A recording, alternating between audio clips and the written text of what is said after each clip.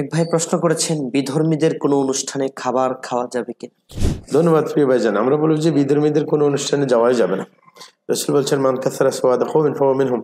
কেউ যদি নিজের উপস্থিতির মাধ্যমে অন্যজনের সংখ্যাগরিষ্ঠতা বাড়ায়, তাহলে তাদের মধ্যেই সে পরিগণিত হবে। সুতরাং আপনি যে গেলেন, আপনার উপস্থিতির মাধ্যমে সংখ্যা কাউন্ট করা হইলো, সেটাই তো আপনি তাদের অধীনে পরিগণিত হয়ে গেলেন।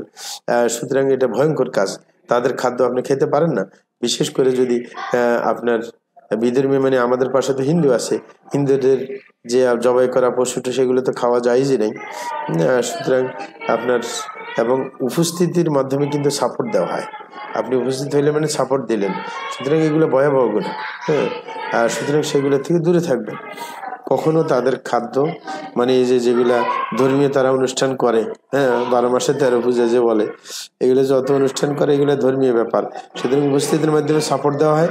আর দ্বিতীয় হচ্ছে যে আপনার যে সংখ্যা বাড়িয়ে দেওয়া হয়। সুতরাং এগুলো করতে যাবেন না। জি, জাযাকুমুল্লাহ খাইর।